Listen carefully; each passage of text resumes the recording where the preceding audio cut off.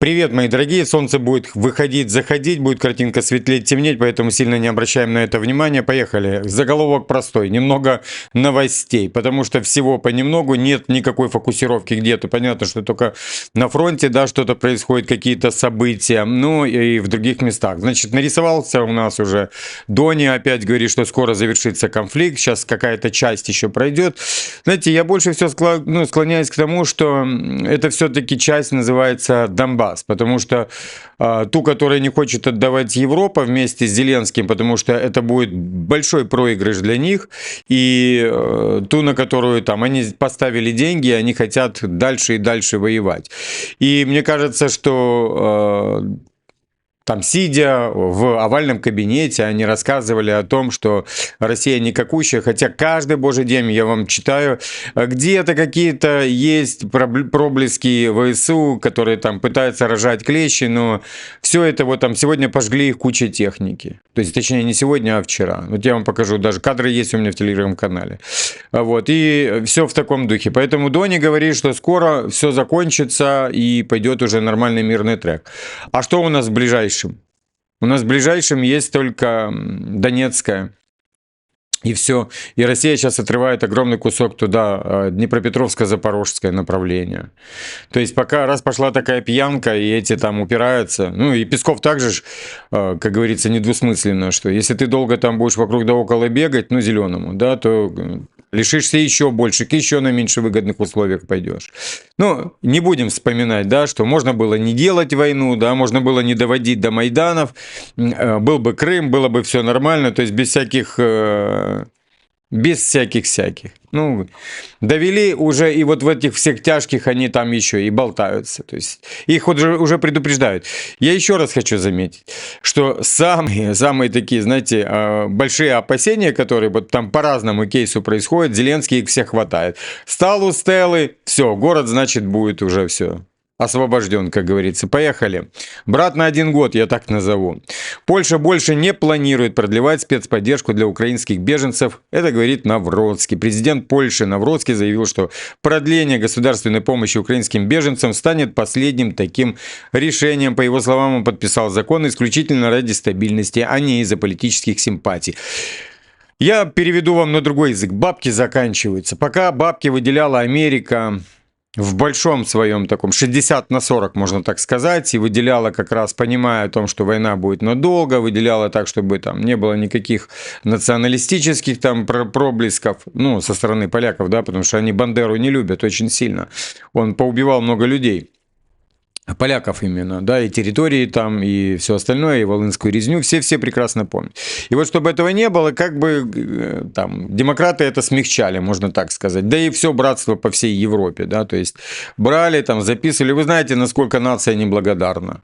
Не в большинстве, ну там есть элементы, то есть, которые вот портят жизнь всем, можно так сказать. Они испортили жизнь внутри страны, да, там топили за Зеленского, сейчас топят за эту мобилизацию, ну, короче. И также в Европе. То есть вот эти сволочи, которые себя там называют экономическими войнами, сидят здесь и отравляют жизнь украинцам, которые нормальные, адекватные, которые здесь могут нормально интегрироваться в общество, если страну вообще там просто развалят в хлам. Так что, дорогие мои, благодаря им сейчас будет откатываться, ну, по большей части финансов. Потому что там Калла сегодня говорила по этому поводу. Поехали дальше. Теперь немного по фронту залезем. Лозовая. В минувшую ночь по Лозовой были нанесены удары 4 дронами, сообщили в местной администрации. В результате атаки пострадали критически важные инфраструктуры, что вызвало перебои в системе отопления. И это будет сплошь и рядом. Сегодня я разговаривал со своими друзьями из Николаева. Говорят, туда уже кабы долетают. Там, конечно, 3,5-4 часа через 3. То есть свет... Ну, им повезло, что они рядом с Южноукраинской. Вот. Но опять же, там в Одессе там по 12 часов нет света. У некоторых по 16 часов нет света. Ну, так нормально. Поехали дальше. У нас тут Константиновское направление. Российские войска закрепляются на восточной окраине Константиновки и наступают севернее Русиного Яра. Украинское командование бросило бронетехнику в атаку в районе Предтечина. это северней Ступочек, пытаясь отвлечь российские подразделения от штурма Константиновки. Ну, их там пожгли, у меня есть видео в телеграм-канале. Подписывайтесь туда, скоро будет уже 80 тысяч подписчиков. Я считаю, что это не накрут, да, как себе там Дубинский делает, и Дмитрюки и так далее. У нас живые подписчики, так что подписывайтесь, там и чат хороший и так далее.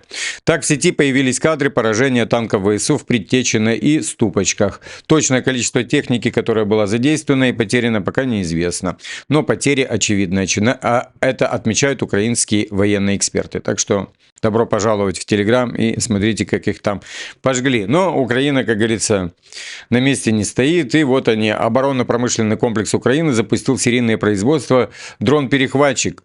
Я бы не стал выкладывать это, но есть одно но, да, там. Ну, называется проект этот «Октопус» для противодействия ударным беспилотникам «Шахед», ну, типа «Герань-2». Технология передана 3 первым производителям, еще 11 готовят производственные линии. В сентябре стало известно, что Великобритания также будет серийно производить беспилотники-перехватчики для Украины, разработанные в рамках проекта «Октопус». Теперь слушайте внимательно. Предполагается выпуск 1000 единиц таких дронов в месяц для передачи Украины. Ну, если 1000, это где-то хватит на 6 дней. Ну, наворовать им там хватит нормально, потому что там уже, я смотрю, Притула Миндичу говорит, дай миллиард, у тебя типа есть он. Один вор просит у другого вора деньги, да, тот. Один из этих воров на спутник деньги отправил, вы знаете. Ну и вот, пожалуйста, проект «Октопус», где можно хорошо украсть бабки в достаточном количестве. Идем дальше, дорогие мои. У нас запорожское направление. Тяжелая для ВСУ ситуация на востоке Запорожской области. Остановить наступление россиян там не удается. Ситуация складывается для ВСУ неблагоприятно, пишет известный украинский военный эксперт Машовец. Основные негативные изменения произошли западнее реки Янчура. Российские подразделения смогли форсировать ее на ряде участков. Взяли Успеновку и продвинулись дальше на запад, примерно на 6-7 километров. В междуречье Волчий и Янчура штурмовые группы вышли к линии Новоалександровка, Алексеевка и закрепились восточнее Егоровки. На флангах также отмечены небольшие продвижения в сторону дороги Гуляй-Поле, Великая Новоселка и в направлении Малиновки. Это стало возможным благодаря концентрации сил на узком участке фронта и быстрому подтягиванию основных подразделений на линии, где штурмовые группы добились локального успеха. Российские войска активно наращивают давление именно там, где им удается продвигаться.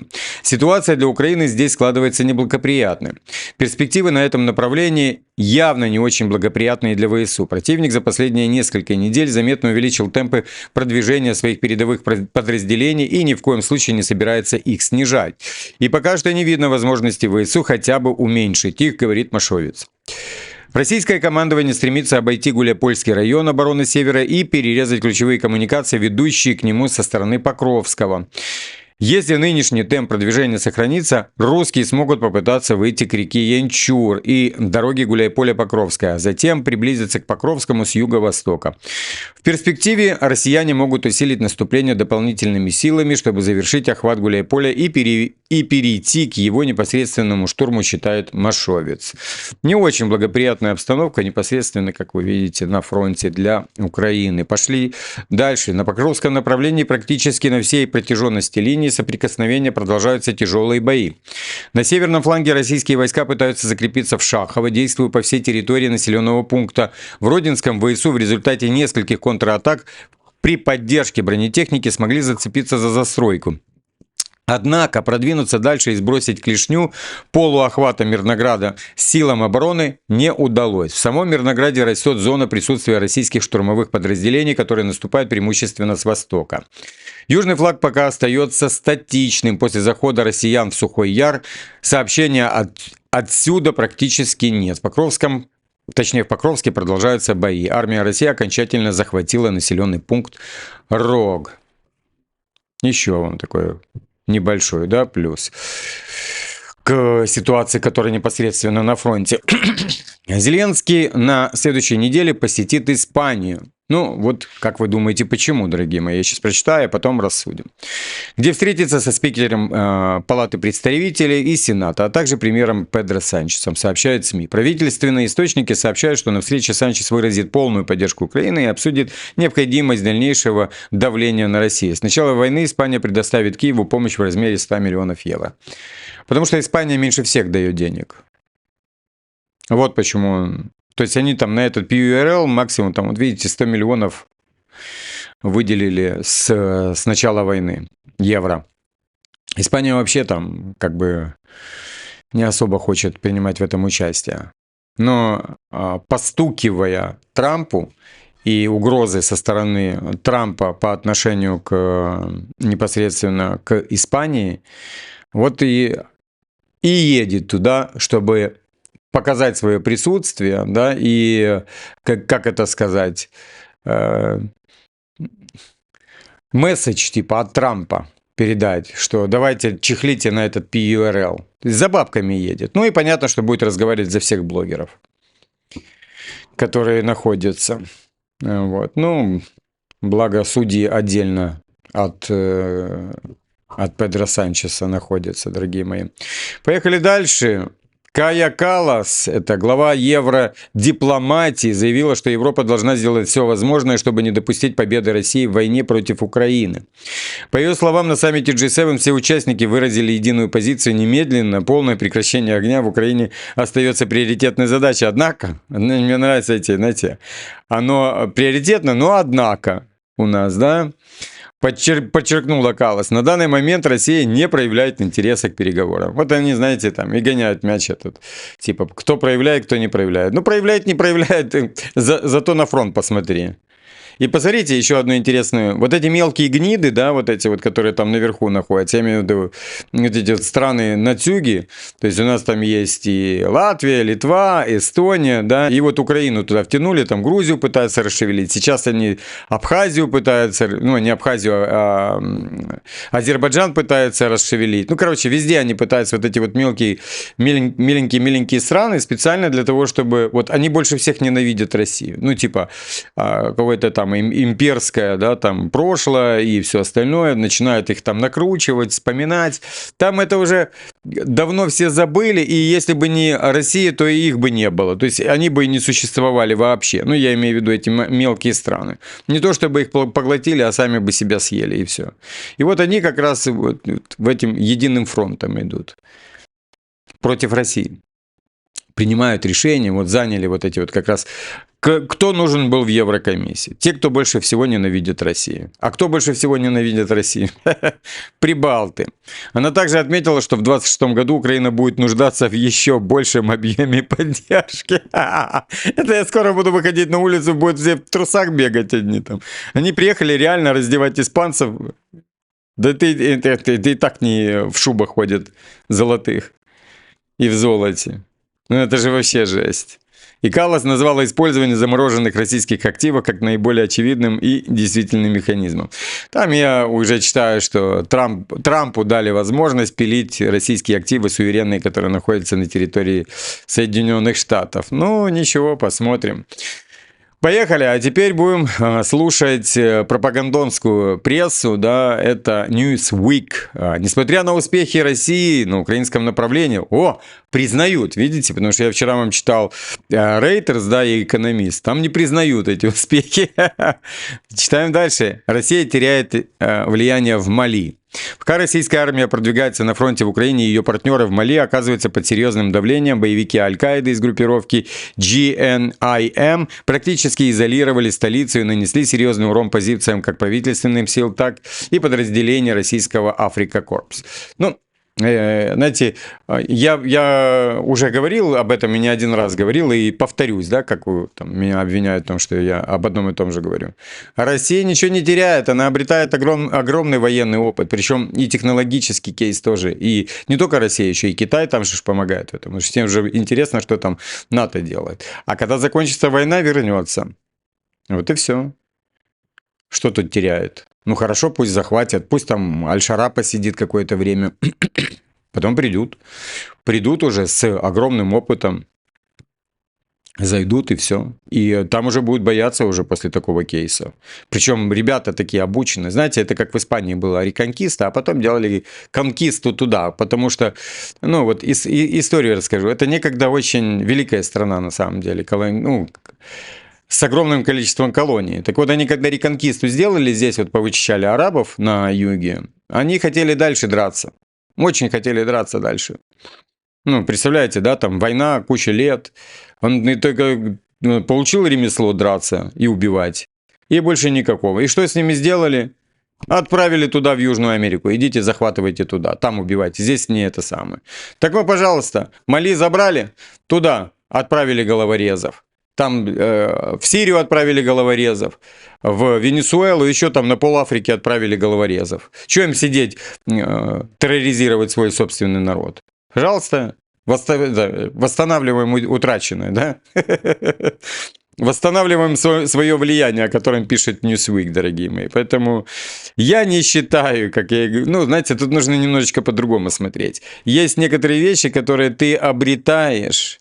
Да, вот еще раз хочу сказать, там для многих людей есть такая хорошая мудрость, что жизнь – это умение ждать. А умение ждать – это не просто сесть на печке где-то и чего-то там в козюли катать, да, там и ждать, когда что-то произойдет. А вот, пожалуйста, в этом, как говорится, в это время Россия обретает огромный, колоссальный опыт во время того, пока их партнеры ждут, когда придет Россия. И придет с большим опытом. Потому что не просто сидела, ждала, да, а обретала огромный опыт. Во всем там технологически, в дронах, да, там, во всем. Техника сожгется быстро у них там, та, которая... Там, если и подкрепление придет с той же Турции, там сгорит эта техника, и самолеты там попалят, вспомню, да, вот тот инцидент и прецедент, который был, когда российского летчика они сбили на самолете, и куча всего вспомнится. Пожгут хорошо там. Это то, что касается Сирии. И вернут туда и Асада, и всех остальных. Сейчас будут мне писать, Януковича же не вернули. Сейчас, что, подождите. Там помимо Януковича еще территории вернут, так что не переживайте, все будет хорошо. Не переживайте, серьезно. По тому тренду, который вижу я, все идет, конечно, тяжело, не так быстро, не так радостно, как хотелось бы. Вот, не по щелчку, потому что это же не одна страна противостоит. Потому что если бы была одна Украина, то это бы закончилось в течение недели. Трамп ему даже говорил, что это закончилось бы меньше, чем в течение 3 дней. Да, в течение 24 часов была бы захвачена вся страна. И свергнуто там все это правительство и заменено на легитимное. Так что так, дорогие мои. Окей.